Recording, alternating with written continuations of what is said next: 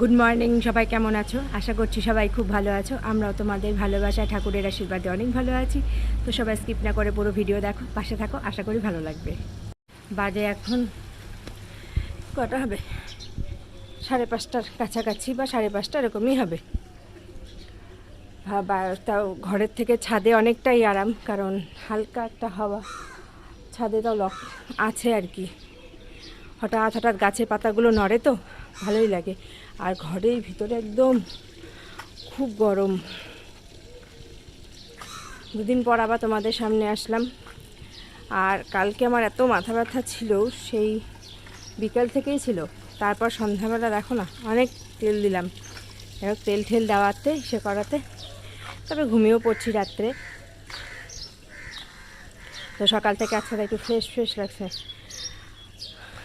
কালকে সারাটা দিন আমার অস্বস্তিকর লাগছে, মানে কেমন টাইপের জানি। আর গরমগুলো পড়ছে গো, অসহ্যকর, ভালো লাগছে না এই গরমে। বৃষ্টিও হচ্ছে না, বৃষ্টি হলে তাও ঠিক আছে, বৃষ্টিও হচ্ছে না। আর একভাবে খালি গরম দিচ্ছে। গাছে জল ঠল দেওয়া শেষ, এখন নিচে চলে যাব। ছেলেকে গিয়ে ডাকতে হবে, অনেক কাজ।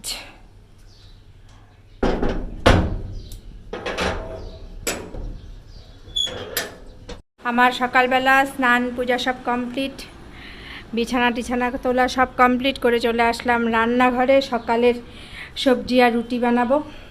আর ওর বাবা বাজারে গেল, দেখা যাক কি নিয়ে আসে, তারপরে দুপুরের মেনু ঠিক হবে। অনেক দিন আগে একটা কুমড়ার ডগা নিয়ে আসছিলো, একদিন বানানোর পরে সেই কুমড়ার ডগার বানানো হয়নি।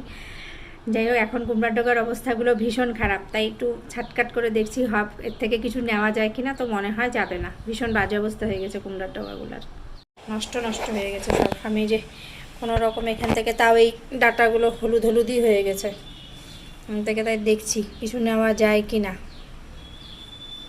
এটা ফেলে টেলে এক বেলার জন্য যদি হয় নেই, বাকিগুলো সব ফেলে দিব।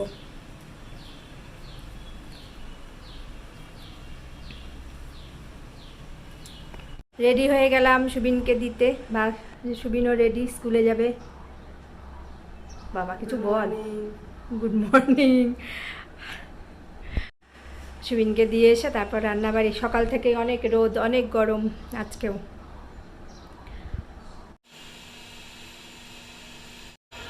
অনেক রোদ বাইরে। আচারের শিশিগুলোকে একটু রোদে দেই, আর তার সাথে সোফার গদিগুলিও। আর আমার কাপড় চোপড় মনে হয় অলরেডি শুকিয়েও গেছে। বসে গেলাম বাজার নিয়ে। এখন দেখা যাক কী কী বানাবো ভাবছি কি ডাল আছে, ভাবছি পটলটাকেই একটু পোস্ত করি। আর হচ্ছে যে করলাগুলো আমি জলে ভিজিয়ে ফেলছি, কারণ হচ্ছে করলাগুলো আলু পেঁয়াজ দিয়ে ভাজবো। দিয়ে ফেললাম দুপুরে রান্নাবাড়ি। ডালটা আমি সকালে গরম করছি, গরম করো ডালটা সিদ্ধ ছিল, জাস্ট খালি সোমবার করছি। আজকে বানানো হচ্ছিল মুগ ডাল। তো মুগ ডালটা অলরেডি যেহেতু বানানো আছে, ওটা তো আছে, গরম করাই আছে। আর এখন হচ্ছে আলু করলা ভাজছি, এটা হয়ে গেলে পটল পোস্তটা বসাবো। আর দেখো না, এতক্ষণে মাছ নিয়ে আসলো আবার, এই চিংড়ি মাছ আর কাতল মাছ। এমনি গাছ থেকে কাঁঠাল পাড়া হচ্ছিলো, কবে পারলো? কালকেই পারলো কাঁঠাল আর একটা। এবার কালকে রাতে আমি আর বাঁচিনি, এবার আজকে সকালবেলা বলে ফেলছি যে কাঁঠালটা কালকে বাঁচতে হবে। এখন দেখি চিংড়ি মাছ নিয়ে এসছে, সেই সুর টুর খোসা টোসা শুদ্ধ, এখন ওগুলো আবার বাঁচতে হবে। এগুলো রান্নাবাড়ি শেষ করে তারপরে ওগুলোকে বাঁচবো, সব বেসিনের মধ্যে ওইভাবে পোটলা করে রাখলাম। আর মাছ আর আমার আর ছেলের জন্য এক পিস করে খালি ভাজবো, আর ঝোল ঠোল কিচ্ছু বানাবো না গো, এখন আর ইচ্ছা হচ্ছে না। একটা মানে সব রেসিপি ঠিক করে নিয়েছি, এতক্ষণে মাছ নিয়ে এসছে, কি কাণ্ড। এই হচ্ছে ডাল, আর এই যে আলু ভাজছি, লবণ হলুদ দিয়ে কাঁচা লঙ্কা দিলাম। আর এই যেখানে করলাগুলো হচ্ছে লবণ দিয়ে চটকে রাখছি। যারা এর আগের থেকে আমার ব্লগ দেখো, মানে যারা আমার অলরেডি পুরনো বন্ধু, তারা জানো আমি আলু করলা মানে যখনই ভাজি তখন করলাটাকে লবণ দিয়ে চটকে নিই, কারণ আমার এত তিতা লাগে। মনে হয় অনেকের, আমি শুনেছি অনেকের কাছে, ওরা আগে করলাটাকে সিদ্ধ করে নেয়, জল দিয়ে লবণ দিয়ে অল্প একটু সিদ্ধ করে নেয়, তাহলে তিতার ভাবটা চলে যায়। কিন্তু আমি সিদ্ধ করি না, আমি লবণ দিয়ে চটকে নিয়ে তারপর ভাজি। আমার আলু করলা ভাজা অনেকগুলোই হলো, আজকে মনে হয় আর শেষ হবে না, এটা দিয়েও কালকেও হবে। আর এর সাথে আমি এখানে ভাত বসিয়েছি। দেখো পটল পোস্ত বানাবো, তার জন্য এই যে পোস্ত বেটে নিলাম, শিলপাটাতে বাটলাম, আর পটলও কেটে রেডি করে নিচ্ছি। এই যে আমি পোস্ত মিক্সিতে পেস্ট করতে পারি না ঠিক মতন, এই জন্য হচ্ছে আমি শিলপাটাতেই বেটে নিই।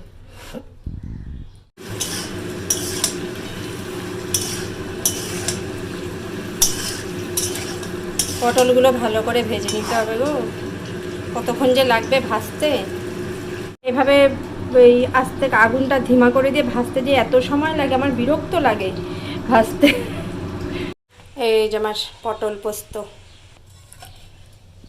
সব রান্না বাড়ি শেষ, বাসন মাজা ঘষা সব শেষ। এখন হচ্ছে বাইরের সোফার কতিগুলো যে রোদে দিয়েছিলাম ওগুলো তুলবো, আচারের সিটিসি রোদে দিব। আর আজকে এত হাওয়া হচ্ছে, এখন সব ধুলা ধুলা হয়ে গেল, প্রচণ্ড হাওয়া, গরম হাওয়া দিচ্ছে, তার সঙ্গে ধুলার ঝড় বলতে পারো, ভীষণভাবে ধুলা উঠছে, সব কিরকির কিরকির কিরকির করছে হচ্ছে। মনে কেউ ভাববে না যেগুলা ঝাড়া পোচা ঘর সকালের, মনে হয় যেন এক সপ্তাহ বা এক মাস হলো মনে হয় বাড়িতে লোক থাকে না, এত বাজে অবস্থা হয়ে গেছে, কি বিধিকিচ্ছা। আর ওই পাশের আমার বিছানার উপরে জানালাটা খোলা ছিল, বিছানার উপরের ওটা দেখ, ওই বাড়ির গাছের পাতাগুলোর সাথে ধুলা পড়ে একদম শেষ। কাজকর্ম শেষ টেস করে ফ্রেশ হয়ে আসলাম। কি গরম গো, ভালো লাগছে না। মানে ঘরের আমার এই গরমের দিনে দেখো, আজকে হচ্ছে মে মাসের 2 তারিখ, ঘরের দরজা পর্যন্ত অলরেডি রোদ চলে আসছে, তাহলে আরও জুলাই আগস্ট মাসে কি অবস্থা। এই বারান্দাটা আমার এত হিট হয়ে থাকে গরমের দিনে, ওর গরমের ইসেতেই না আমার ঘর আরও আগুনের মতন গরম হয়ে থাকে। দেখো রোদ,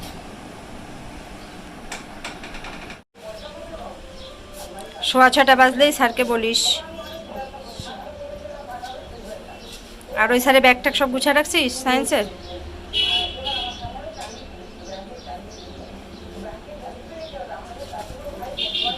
বাই বাই।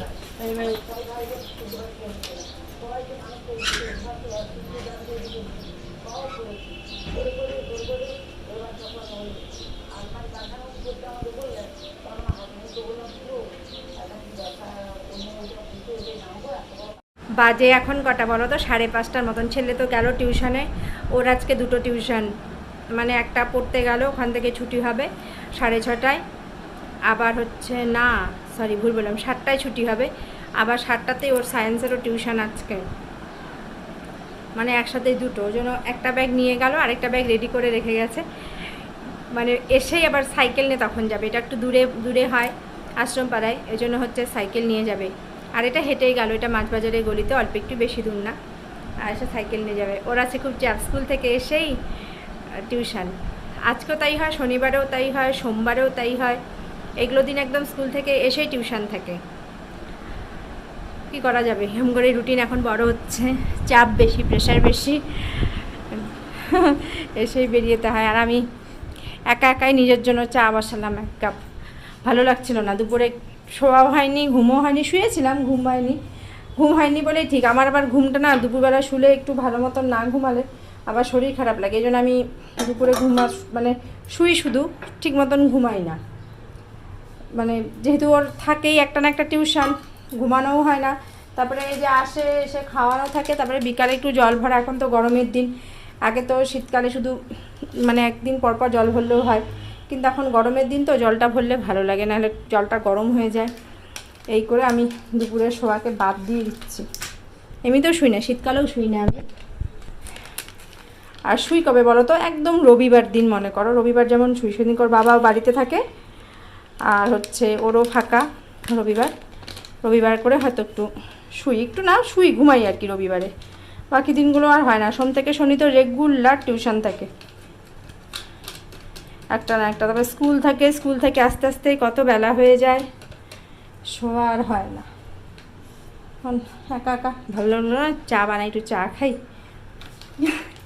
এতক্ষণ তো জলও চলে আসবে চা খেতে খেতে, তো জল ঠল ভরতে তো আসার সময় হয়ে যাবে, আবার আরেক টিউশনও যাওয়ার সময় হবে, দৌড়াদৌড়ি।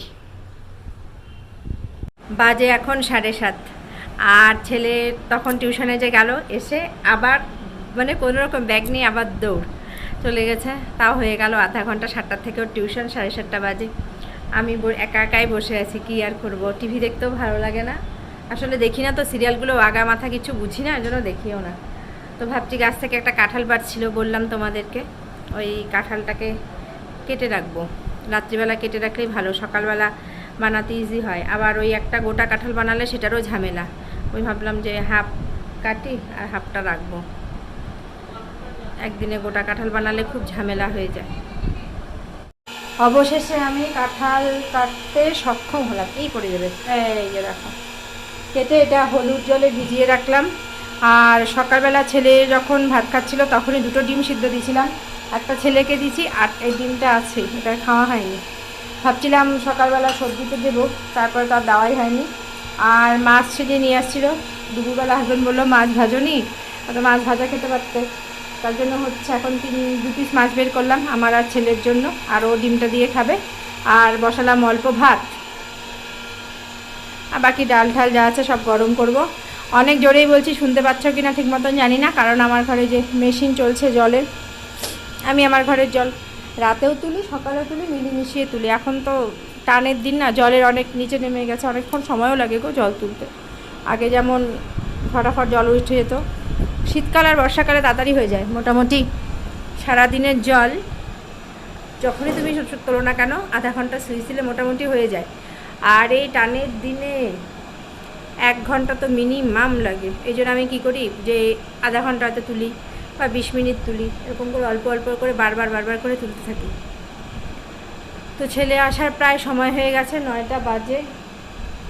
আমি ভাতটা তুলে বসিয়ে দিলাম, কারণ ও স্কুল থেকে আসলো, এসেই টিউশন থেকে আবার টিউশন, ওরা আজকে পুরো ব্যস্ত, যেন টায়ার্ডও হয়ে গেছে, আর গরমও পড়ছে এত ম্যাক্সিমাম। এসে আর কিছু করতেও যাবে না, হয়তো টিভি দেখবে, আর ইসে করবে, মোবাইল খোঁচাবে, এগুলোই করবে। তার থেকে খাওয়া দাওয়া করে শো। মোবাইলটা আমি সরিয়েই রাখছি, ও আসার আগ দিয়ে মোবাইলটা সরিয়ে রাখি।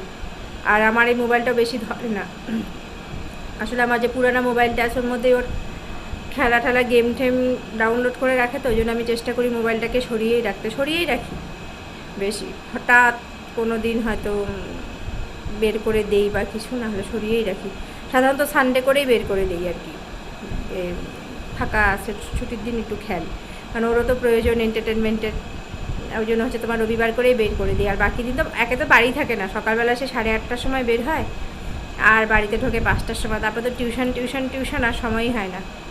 এই জন্য হচ্ছে মোবাইলের সঙ্গে ওই, বা হয়তো স্কুলে যাওয়ার সময় অল্প একটু হয়তো বাবার মোবাইলটা থাকে বা কিছু থাকে, হয়তো একটু দেখলো। বা অবশ্য সকালবেলা আমি বের করি, কারণ যে স্কুল থেকে যদি কোনো মেসেজ হঠাৎ করে দেয় তাহলে জানা যাবে। এই জন্য হচ্ছে আমি রাত্রে শোয়ার সময় একবার চেক করে রেখে দিই, আর সকালবেলা উঠে বের করি, কারণ স্কুলে মেসেজ তখন দেখি রেডি টেডি হয়ে বসে, হয়তো কোনো সময় একটু নাড়াচাড়া করে মোবাইলটা। তো এইভাবেই আর কি। তো এসে তো টিভিটা ধরে বসে থাকবে, টিভি ধরবেই, সেই মোবাইল খেলুক না খেলুক, টিভি দেখা বন্ধ করে না, টিভি চলবেই। এই হচ্ছে ব্যাপার। খাওয়া দাওয়া, ভাতটা তো হয়ে যাবে মোটামুটি, বসিয়েছে, অর্ধেক হয়েও গেছে ভাত। আসলে মোটামুটি 9:30 পৌনে 10টার মধ্যে খেতে দিয়ে শুইয়ে দেবো, কারণ আজকে ওর আর এনার্জি থাকে না কোনো কিছুরই।